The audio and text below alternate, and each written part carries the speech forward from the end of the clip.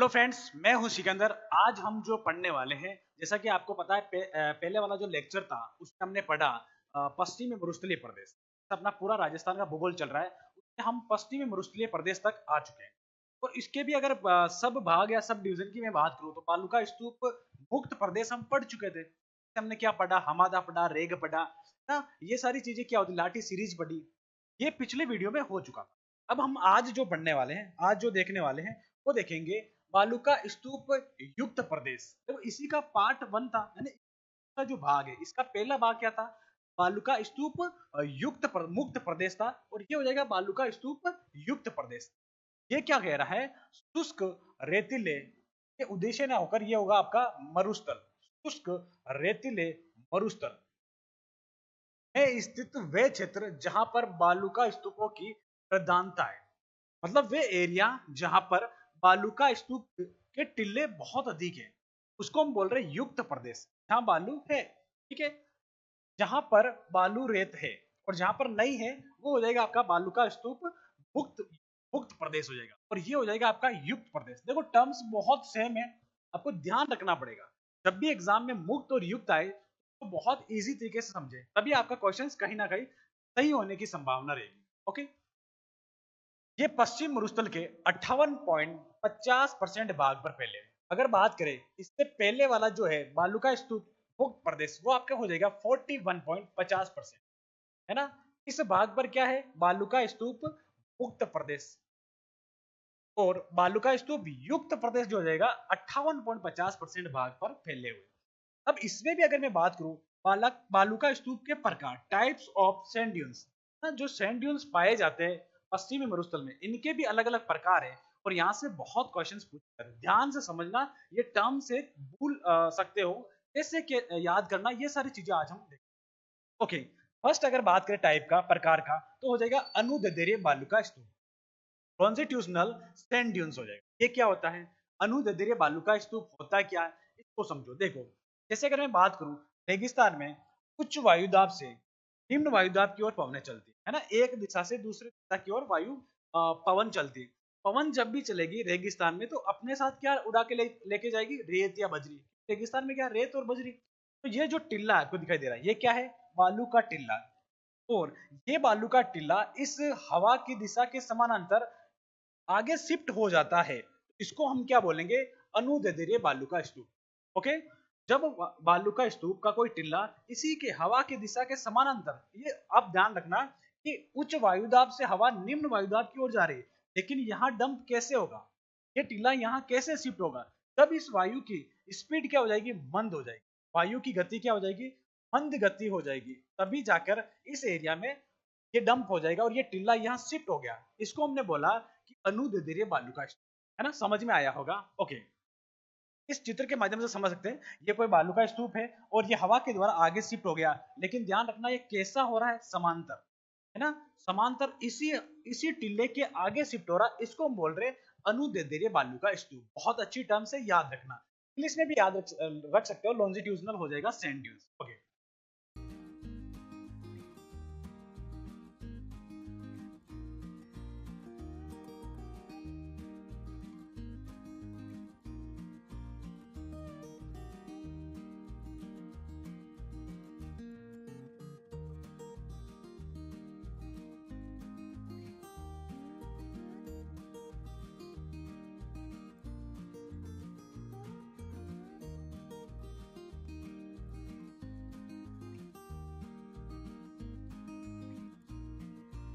अब देखो, ये पवन की दिशा के समांतर पवन की गति मंद होने से निर्मित बालूका स्तूप को अनुदैर्ध्य बालूका स्तूप कहेंगे।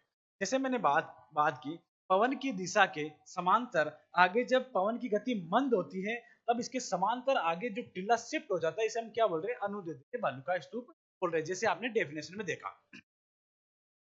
अनुदैर्ध्य बालूका स्तूप पवन के क्षैतिज रूप में होता है। अब ये पूछा जाता है कि पवन के क्षैतिज या लंबवत बनने वाले बालूका स्तूप को, सॉरी, लंबवत क्षैतिज बनने वाले बालूका स्तूप को किस नाम से जानेंगे? क्षैतिज का मीन्स क्या हो गया कि अगर ये बालू का टिल्ला है, ये क्या है? बालू का, इस इससे पवन की दिशा के आगे शिफ्ट हो गया, स्थिति के आगे शिफ्ट हो गया, क्षैतिज रूप में आगे शिफ्ट हो गया, तो इसको हम क्या बोल रहे हैं? अनुदैर्ध्य बालू का स्तूप। ओके, यहाँ तक चीज आपको समझ में। अब देखो, इसको रेखीय, लाइनर या पवनानुवर्ती स्तूप भी कहते हैं। जैसे ये एक रेखा में शिफ्ट होता है, एक लाइनर में शिफ्ट होता है, पवन के अनुवर्ती, पवन के आगे शिफ्ट होता है। ध्यान रखना, ये टर्म्स पूछी जाती है, आपसे सीधा पूछ लेंगे कि वे बालू का स्तूप जो रेखीय बालू का स्तूप है या रेखा के रूप में शिफ्ट होता है आगे, उसे किस नाम से जानेंगे? अनुदैर्ध्य बालू का।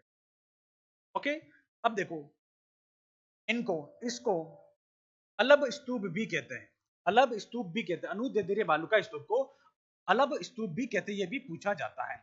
ये बालू का स्तूप लगभग 60 मीटर ऊंचे होते हैं। ध्यान रखना, ये सबसे ऊंचे होते हैं जो भी बालू का स्तूप का प्रकार है। अभी हम बहुत सारे बालू का स्तूप के प्रकार देखने वाले, इसमें से फर्स्ट वाला कौन सा? अनुदैर्ध्य बालू का।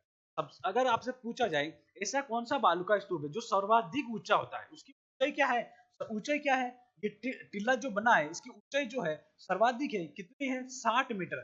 60 मीटर जो ऊंचाई है, ये किसकी है? अलब बालू का स्तूप की। क्या इसका दूसरा नाम? क्या? अनुदैर्ध्य बालू का स्तूप। सर्वाधिक ऊंचे बालू का स्तूप कौन से होते हैं? अनुदैर्ध्य बालू का स्तूप सर्वाधिक ऊंचे। अनुदैर्ध्य बालू का स्तूप सर्वाधिक कहां पाए जाते हैं? जैसलमेर, बाड़मेर, जोधपुर ग्रामीण, बालोतरा और चूरू। जैसलमेर और इसी के नीचे बाड़मेर, इसके आगे जोधपुर ग्रामीण और बाड़मेर से अलग हुआ बालोतरा, और इसका कुछ भाग है जैसे अगर बात करें वहां पर भी अनुदैर्ध्य बालू का।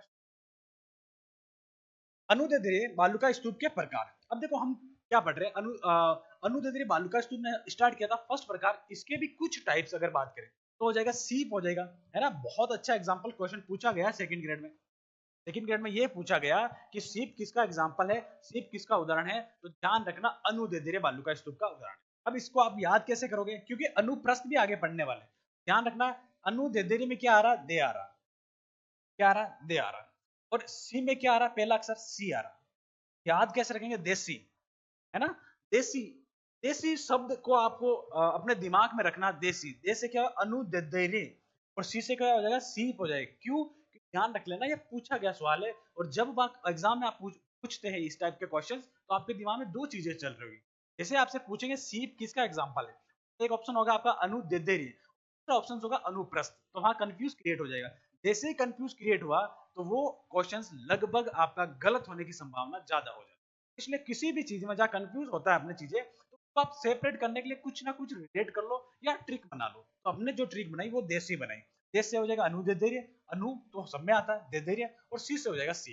यहां तक चीजें आपको समझ में आ रही हो। ओके, एक हो जाएगा पवन विमुखी या ली लाइनर, ये हो जाएगा। ध्यान रखना, ली लाइनर ये भी पूछा जा सकता है। एक हो जाएगा वनस्पति युक्त वेजिटेशन, है ना, वेजिटेशन। ये प्रकार हो जाएंगे अनुदैर्ध्य बालू का स्तूप के जो प्रकार है तीन, ये हो जाएंगे आपके। ध्यान रखना, इसमें सीप बहुत इंपॉर्टेंट है ना, बहुत सारे एग्जाम में ये रिपीटेड क्वेश्चन हो जाएगा। ओके, अब इसका दूसरा रूप हो जाएगा अनुप्रस्थ बालू का। इसका तो नहीं होगा।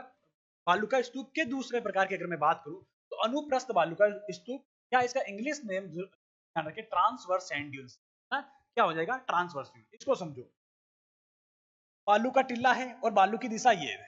ये क्या है? बालू का टिल्ला, और ये पवन की दिशा हो जाएगी। पवन की दिशा के आगे जब बालू बालू का टिल्ला शिफ्ट होता है, तो वहां पर क्या देखो, वहां पर क्या आता है? अवरोध आता है या रुकावट आता है। मतलब रेगिस्तान में एक जगह पर बालू का टिल्ला है, और उस दिशा से पवन चल रही है, और उस पवन के साथ बालू का टिल्ला उड़ता है, लेकिन आगे कुछ ना कुछ अवरोध आएगा।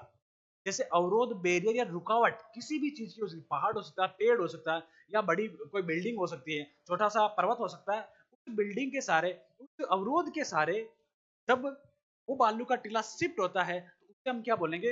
अनुप्रस्थ बालू का स्तूप बोलेंगे। आशा करता हूँ यह चीजें आपको दोनों समझ में आई होगी। अनुदैर्ध्य बालू का स्तूप की बात हम करें, तो टीला जब समांतर आगे बढ़ता है, उसमें हवा की गति मंद होती है, कोई अवरोध नहीं होता। ध्यान रखना, उसको हम क्या नाम दे रहे थे? अनुदैर्ध्य। इसको समझना, अनुप्रस्थ बालू का स्तूप को, बालू का टिल्ला जब आगे बढ़ता है और उसके एरिया में कोई ना कोई अवरोध आ जाता है, जब इस भाग में जो समकोण रूप में शिफ्ट होता है, कौन से? समकोण रूप में जमा हो जाता है, इसको हम क्या बोलेंगे? अनुप्रस्थ बालू का स्तूप। अब मेरी बात को समझना, देखो हमें अलग अलग करना पड़ेगा। जब तक इस दोनों चीजों को अलग नहीं करोगे, आपको याद नहीं होगा, कहीं ना कहीं आपके दिमाग में मिस हो जाएगा। ओके, समझिए। अगर मैं बात करूं, उसमें हमने दो टर्म सीखी। समझ लो, अनुदैर्ध्य बालुका स्तूप में समझिए कि बालू समांतर आगे बढ़ती है। कैसी बढ़ती है? समांतर या क्षैतिज रूप में बढ़ती है। समांतर या क्षैतिज क्या हो जाएगा आपका? रेखीय रूप में आगे बढ़ती है। तीनों चीजें एक ही, ओके। लेकिन उसमें गति क्या हो रही थी? स्पीड क्या हो रही? हवा की स्पीड मंद हो रही है ना। ओके, अब देखो अनुप्रस्थ में, अनुप्रस्थ में क्या हो रहा? कोई आगे अवरोध आ रहा है और समकोण रूप में, है ना, समकोण रूप में बालू का टीला शिफ्ट हो रहा है, उसको हम बोल रहे हैं अनुप्रस्थ बालू का। दोनों में कंफ्यूज है तो इंग्लिश आप जरूर देखे जाए, इंग्लिश से पूछा जा सकता है। पवन के मार्ग में अवरोध आने पर पवन की दिशा के समकोण पर निर्मित बालू का स्तूप, पवन की दिशा के समकोण पर निर्मित बालू का स्तूप नाम से जानेंगे, अनुप्रस्थ बालू का स्तूप के नाम से जानेंगे। यहां तक चीज आपको समझ, ओके। ये हो जाएगा आपका अनुप्रस्थ बालू का स्तूप।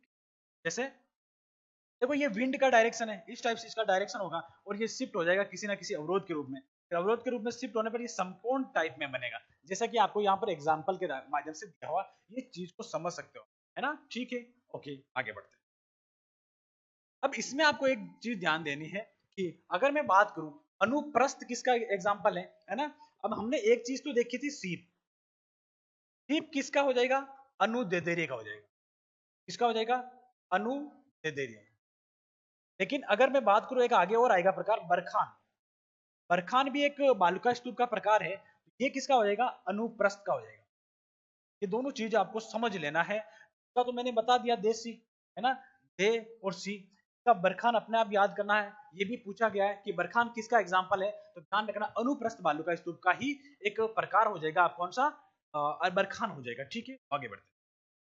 अब जो ये अनुप्रस्थ बालुका स्तूप पाया जाता है ना, अनुप्रस्थ, अनुप्रस्थ बालुका स्तूप, अनुप्रस्थ बालुका स्तूप, ये राजस्थान के कौन सी जगहों पे पाया जाएगा, है ना। समकोण पर बनने वाले बालुका स्तूप को हम किस नाम से जानेंगे?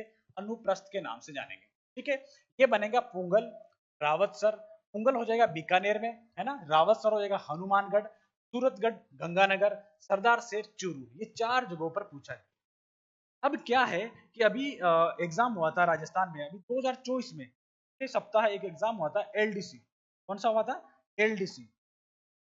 एलडीसी में ये पूछा गया कि एलडीसी में ये पूछा गया कि इनमें से कौन सी जगहों पर अनुप्रस्थ बालू का स्तूप पाया जाता है। लेकिन उसमें ऑप्शंस कैसे थे? पुंगल था और आपका कौन सा था? रावतसर था। ए बी सी, इस टाइप के ऑप्शंस थे। तो आपको ध्यान रखना है, ये 4 रू आपके दिमाग में होना चाहिए। किसी भी टाइप से क्वेश्चन पूछा जा सकता है। यहाँ देख सकते हैं मैप में, ये जो ऊपर वाला पोर्शन है गंगानगर, बीकानेर, चूरू और हनुमानगढ़, इसमें कौन सा हो जाएगा आपका? अनुप्रस्थ हो जाएगा, अनुप्रस्थ हो जाएगा। ठीक है, अब समझो अनुप्रस्थ इस वाले एरिया में, इसमें हमने आगे पीछे देखा होगा अनु, अनुदैर्ध्य हो जाएगा, अनुदैर्ध्य हो जाएगा। देखो मैप को भी आपको साथ में लेके चलना है, अनुप्रस्थ अनुदैर्ध्य, है ना, कुछ पार्ट जैसे हम देखेंगे वापस।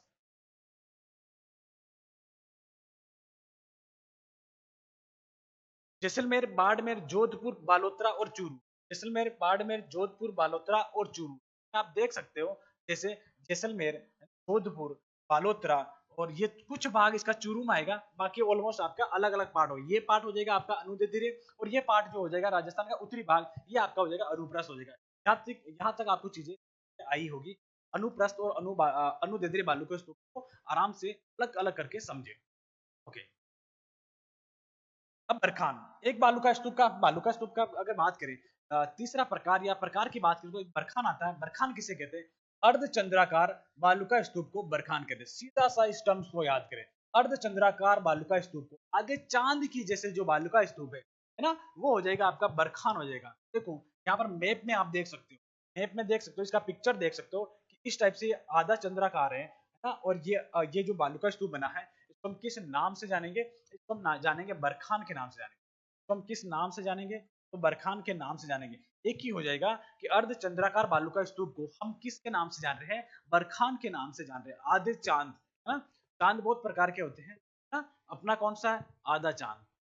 ओके, सर्वाधिक गतिशील बालू का स्तूप है। अगर मैं बात करूं बरखान जो है सर्वाधिक गति, सबसे अधिक स्पीड किसकी हो जाएगी? बरखान की हो जाएगी, ध्यान रखना। सर्वाधिक अस्थिर, अगर स्पीड सबसे अधिक है तो स्थिर होगा या अस्थिर होगा? अस्थिर होगा। सर्वाधिक अस्थिर बालू का स्तूप कौन सा है? बरखान हो जाए। पूछा गया सवाल है कि सबसे अधिक स्पीड किसकी? अगर स्पीड तेज है, गतिशील ज्यादा है, तो ए स्थिर भी ज्यादा होगा, और ए स्थिर ज्यादा है तो सर्वाधिक विनाशकारी बालू का स्तूप कौन सा हो जाएगा? बरखान हो जाएगा। देखो सारी चीजें एक दूसरे से कनेक्ट है।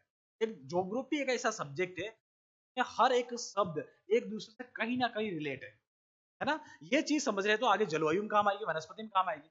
इसी टाइप से बरखान की स्पीड क्या, सर्वाधिक स्पीड वाला बालू का स्तूप बरखान है, और बरखान सर्वाधिक स्पीड है तो हो जाएगा इसका क्या, अस्थिर बालू का स्तूप हो जाएगा, और सर्वाधिक विनाशकारी हो जाएगा। ठीक है, सर्वाधिक विनाशकारी कौन सा हो जाएगा, सबसे डेंजरस कौन सा है, वो आपका हो जाएगा बरखान हो जाएगा ना। 10 से 30 मीटर ऊंचाई होगी, तो इसमें कम है थोड़ी, अनुप्रस्थ की ज्यादा है, 100 से 200 मीटर इसकी चौड़ाई हो जाएगी। ठीक है, ध्यान रखना 10 से 30 मीटर इसकी हो जाएगी, और 100 से 200 मीटर इसकी चौड़ाई होगी। ये बालू का स्तूप मंद पवनामुखी ढाल तथा तीव्र पवनाभिमुखी ढाल होता है, समझो इसको। जैसे ये बालू का स्तूप है, अगर पवन इस टाइप से आ रहे हैं, तो पवन, ये बालू का स्तूप मंद पवनामुखी ढाल, जहां से पवन आती है वो ढाल कैसा होगा, मंद ढाल होगा ना। इसका स्लोप क्या होगा, स्लोप जो होगा एकदम से फ्लैट होगा, ज्यादा फ्लैट तो नहीं होगा लेकिन मंद होगा। ढाल कैसा होगा, मंद होगा, तेज नहीं होगा। लेकिन इसका जैसे पवन जा रही है, इसका विमुखी भाग, उल्टा भाग है, इसका भाग कौन सा, विमुखी भाग, मुख से उल्टा, ये हो जाएगा आपका तेज हो जाएगा, क्या रहेगा, तेज ढाल हो जाएगा। ये पूछा जाता है कि ऐसा ऐसा कौन सा बालू का स्तूप है जिसका पवनामुखी ढाल मंद है और पवनाभिमुखी ढाल तेज है, वो आपका कौन सा हो जाएगा, बरखान हो जाएगा। सर्वाधिक विनाशकारी कौन सा हो जाएगा, बरखान हो जाएगा। ओके, अब देखो सर्वाधिक में बात करूं बरखान कहाँ पाए जाते हैं ना, ये क्वेश्चंस में पूछा जाता है। बरखान की अगर मैं बात करूं तो एक गांव बालेरी गांव आता है, और ये इसका पालेरी भी है, पालेरी या पालेरी दोनों किताबों में मिलता है। ये कहां पर हो जाएगा, चूरू हो जाएगा। वैसे आप बालेरी ध्यान रखें, बालेरी आपके दिमाग में रखें, बालेरी चूरू बहुत बार एग्जाम में पूछा गया। ठीक है, ओसिया कहाँ हो जाएगा, पहले ओसिया आपके जोधपुर में आता था, अभी जोधपुर ग्रामीण में आने लग गया ओसिया, है ना। मंडावा, झुंझुनू, मेंथा, ये मेंथा हो जाएगा, मेंथा क्या हो जाएगा, मेंथा, मेंथा रिवर, जो मेंथा नदी है, सीकर, नीम का थाना, सूरतगढ़ का गंगानगर, देशनोक करणी माता, है ना, देशनोक में क्या है, करणी माता का मंदिर है, बीकानेर, और जायल, जायल कहां पर, एक श्रेणी है जायल, वो नागौर में है, और बालोतरा, इन एरिया में क्या मिलेगी, सर्वाधिक अधिक, सबसे अधिक मात्रा में, सबसे अधिक एरिया में क्या है, ये हो जाएगा आपका बरखान हो जाएगा। ध्यान रखना, बालेरी, ओसिया, मंडावा, मेंथा, ये तो बहुत इंपॉर्टेंट है, किसी ना किसी एग्जाम में आपको देखने को मिलेंगे। आपको ध्यान रखना है कि ये सारी चीजें आपके किससे रिलेट कर रही है, आपको बरखान से रिलेट कर रही है। ओके, नोट क्या कह रहा है, बरखान अनुप्रस्थ बालू का स्तूप का एक प्रकार है। जैसे मैंने अभी बात की, बरखान किसका एग्जांपल है, अनुप्रस्थ का हो जाएगा। अभी आपको ध्यान देना है कि सीप किसका एग्जांपल हो जाएगा, सीप जो हो जाएगा आपका अनु दे देरे का हो जाएगा, है ना। देखो मैं बार बार क्यों बता रहा हूँ, क्योंकि आपसे पूछी जाएगी, बार बार बताने का मतलब क्या हो जाएगा, ये आपसे चीजें पूछी जाएगी, ध्यान रखना। ओके, यहाँ तक चीजें आपको समझ में आ रही होगी। ओके, अब ये सारा एरिया आप एक बार डिनोट कर सकते हो, बालोतरा ये आपका जोधपुर एरिया हो जाएगा, नागपुर हो जाएगा, है ना, सॉरी नागपुर नहीं, नागौर हो जाएगा, और ये हो जाएगा बीकानेर, नागौर में क्या हो जाएगा, जायल श्रेणी हो जाएगा, है ना। ये नया क्वेश्चन बन सकता है, बीकानेर, चूरू, नीम का थाना, और आपका सीकर, इस एरिया में क्या है, आपके बरखान सबसे अधिक पाए जाते हैं, बरखान देखने को मिलते हैं। ओके, सीप, अब एक और प्रकार आता है सीप, ये बरखान की तरह ही होते हैं। अंतर क्या है, अंतर क्या है, बरखान की तरह होते हैं अर्धचंद्राकार, अंतर क्या है, ये केवल यही एक ये है कि सीप में एक ही भुजा होती है ना। ये बरखान की तरह आधे चंद्राकार है, लेकिन इसकी भुजा क्या, एक ही भुजा होगी, एक भुजा वाले, है ना। अगर इसकी एक डेफिनेशन की बात करूं तो एक भुजा वाले, एक भुजा वाले वाले बरखान को, बरखान, बरखान को कहते हैं, क्या कहते हैं, सीप कहते हैं ना। बरखान में सॉरी सीप में एक भुजा होती है, बरखान में दोनों भुजा होती है, वो अर्धचंद्राकार बालू का स्तूप। आगे हो जाएगा पेराबोलिक बालू का स्तूप ना, पेराबोलिक सैंड ड्यून्स हो जाएगा, ध्यान रखना पूछा जाएगा। ठीक है, वनस्पति के सारे निर्मित बालू का स्तूप को पेराबोलिक बालू का स्तूप कहते हैं। तो देखो इसका एक नाम और हो जाएगा, महिलाओं की जो हेयर पिन होती है ना, बालों में टाकने वाली जो हेयर पिन होती है, वो भी क्या हो जाएगा, इसका एक रूप हो जाएगा। रूप तो नहीं बोलेंगे, पूछा जा सकता है कि महिलाओं के हेयर पिन जैसी आकृति कौन से बालू का स्तूप की होती है, वो आपके हो जाएगी किसकी, पेराबोलिक बालू का स्तूप की। ठीक है, देखो आप समझ सकते हो यहाँ पर जैसे डायग्राम दिया हुआ है ना, ये सारे एक भुजा वाले बालू का स्तूप आपको दिया हुआ है, इसमें आप डिनोट कर सकते हो, है ना। ठीक है, और ये आपको देखो हॉर्न दिया हुआ है ना, कुछ संबंधित बातें दी, जैसे झाड़ियाँ ये वनस्पति है, इसके सारा अगर बालू का स्तूप बन रहा है तो कौन सा हो जाएगा, पैराबोलिक बालू का स्तूप है। वनस्पति के सारे बनने वाले बालू का स्तूप को हम किस नाम से जान रहे हैं, पैराबोलिक बालू का स्तूप, है ना। ये भी आपका आईएमपी है, कहीं ना कहीं एग्जाम में रिपीट हो सकता है, ध्यान रखना। ओके, सब्र काफिज बालू का स्तूप, देखो सबसे पहले तो ध्यान रखना, इसका नाम आते ही अपने दिमाग में आएगा कुछ अलग वर्ड आएगा कि सब्र काफिज बालू का स्तूप हो सकता है क्या है। अब इसमें से आपको ध्यान रखना है सब्र काफिज क्या है। क्वेश्चन ये बन सकता है कि सब्र काफिज है एक प्रकार का घास, एक प्रकार का बालू का स्तूप, एक प्रकार की जीव, एक प्रकार की जाति। आपका दिमाग में क्या आना चाहिए, ये एक बालू का प्रकार का, बालू का स्तूप का प्रकार है, टाइप ऑफ सैंड ड्यून से ना, ठीक है, ध्यान रखना। अब देखो, अगर मैं बात करूं, ये बालू का स्तूप छोटी छोटी झाड़ियों, छोटी छोटी झाड़ियों, घास के झुंड के पास होता है। ये पश्चिमी राजस्थान में अधिक पाया जाता है। पश्चिमी राजस्थान की बात कर रहे हैं, जैसे कोई झाड़ियां है छोटी छोटी के पास जो मिल रहा है, इसमें आपको एक कंफ्यूज हो सकता है, ये आपके वनस्पति के सारे मिल रहा है ना। वनस्पति थोड़ी सी बड़ी होती है और झाड़ियां छोटी होती है, ओके, और ये आपको मिल रहा है झाड़ियों के पास में मिल रहा है, ओके। नेब का बालू का स्तूप की अगर मैं बात करूं, झाड़ियों के पीछे बनने वाले बालू का स्तूप को, झाड़ियों के पीछे निर्मित बालू का स्तूप को किस नाम से जान रहे हैं, नेबखा के नाम से जान रहे हैं, ठीक है। एक बात और हो जाएगी, खेतों की मेड़ों पर बनने वाले, खेत होता है ना, खेत खेत चारों तरफ क्या होता है, मेड़ क्या होती है, इसके जो चारों तरफ जो क्या होती है, दीवार होती है, छोटी छोटी मिट्टी से बनाई हुई जो छोटी छोटी दीवार होती है, उसको मेड़ बोलते हैं। मेड़ के सारे जो बालू का स्तूप बनोगा, उसका हम क्या नाम से जानेंगे, नेबखा बालू का स्तूप।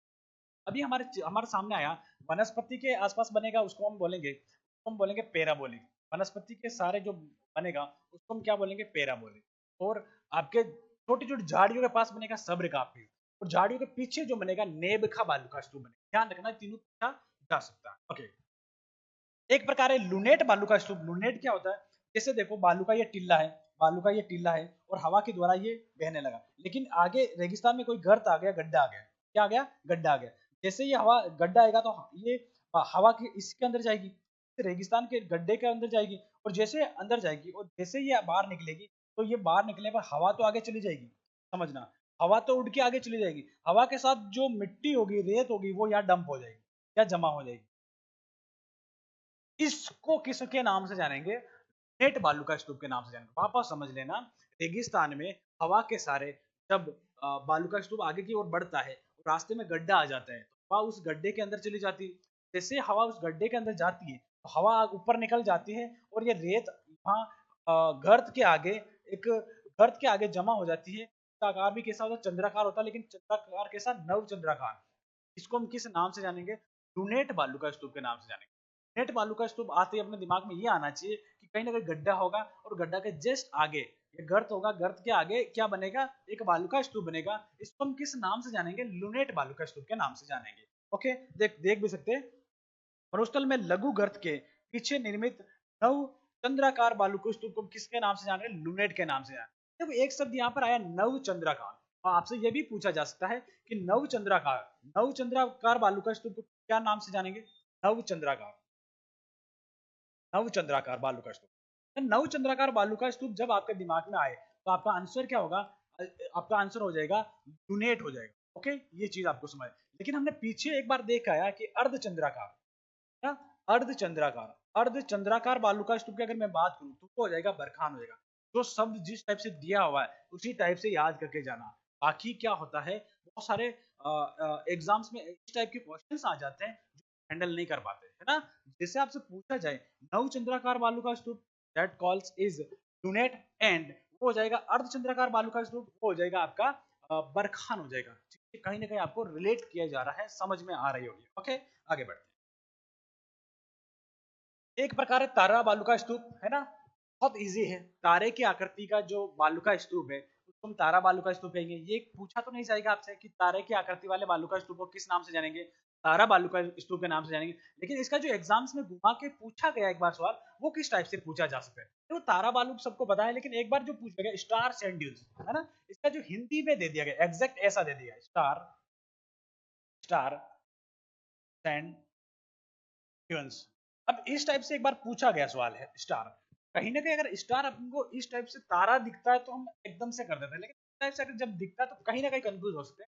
भाई कंफ्यूज होने वाली बात नहीं है, तो हो जाते तो ध्यान रखना, मैं आपको बता रहा हूँ, टाइप से पूछा गया। ये बालुका स्तूप छोटी छोटी झाड़ियों घास के आसपास बनता है, ये नहीं बनता है। देखो ये गलत लिखी हुई, ये पूरा गलत लिखा। ये किसका? छोटी छोटी झाड़ियों के पीछे कौन सा बनता है? सब्र काफिज बनता है। हम पीछे डिस्कस करके आ चुके हैं। छोटी छोटी झाड़ियों के पीछे देखो, छोटी छोटी झाड़ियों के पीछे और घास के पास में कौन सा बनता है? सब्र काफिज बनता है। ये चीज बिल्कुल गलत लिखी है, गलत टाइप हो गया। ऐसा बालू का टिल्ला जिसकी आकृति तारे की तरह होती है, वे बालू का स्तूप कौन सा हो जाएगा? आपका तारा बालू का स्तूप हो जाएगा। क्या आकृति शेप कैसा बन रहा है? अब ये आपके दिमाग में क्वेश्चन आ रहा है, सर ऐसा क्यों बनता है ना, उसको भी समझते हैं। देखो जैसे ये आपको एक डायग्राम दिखाया हुआ है, बहुत बढ़िया डायग्राम दिखाया हुआ है, ये तारे के जैसा है ना। अब इसमें क्या होएगा? विंड फ्रॉम मल्टीपल डायरेक्शंस, है ना। विंड जो आ रही है ना, इसको हिंदी में क्या हिंदी हो जाएगा इसका? पवन जो आ रही, जो आ रही, हवा जो आ रही है, अनियमित दिशा से आ रही है, अनियमित दिशा से आ रही है, दिशा से। तो और अपनी देसी भाषा में समझे कि हवा आधा घंटा इधर से चल रही, कभी इधर से चल रही, कभी उधर से चल रही है। तो जब इधर से चलेगी तो इसका कटाव हो जाएगा, है ना। जैसे मैं वापस समझाऊं आपको, इधर आ जाओ। जैसे ये कोई बालू का टिल्ला, अब यहाँ से ये बालू का टिल्ला, अब यहाँ इधर से चल रही तो ये अंदर की तरफ चला गया, इधर से चल रही अंदर की तरफ, इधर से वापस उल्टी साइड चल गई, इधर से चल गई। तो इस टाइप से क्या शेड एकदम से तारे जैसी आकृति बन गई, इस टाइप से बन गया इसका, है ना। इसका इस टाइप से बन गया। इसको हम किस नाम से जान रहे हैं? तारा बालू। नाम तो पता चलो, तारा बालू का तो मीन्स पता हो जाएगा, लेकिन अनियमित हवा की दिशा के कारण कौन सा बालू का स्तूप बनता है? आपको ये ध्यान रखना, ये लाइन, ये टर्म्स आपसे पूछी जाएगी। ओके, ये हो जाएगा आपका तारा बालू का स्तूप। ठीक है, तारा बालू का स्तूप या sand dunes, star sand dunes, जैसे कि आपको ये दिखाया हुआ है, अलग अलग भाग दिखाए हैं। पिक्चर भी आप देख सकते हो, बहुत बढ़िया पिक्चर बनाई हुई। हेलो नमस्कार, गुड मॉर्निंग, मैं हूं सिकंदर। राजस्थान जीके का कंप्लीट कोर्स रूट एप्लीकेशन और क्रेजी जीके ट्रिक ऐप पर आपको मिलने वाला है। और इस कोर्स में वीडियो लेक्चर, पीडीएफ नोट्स और टेस्ट आपको मिलेंगे।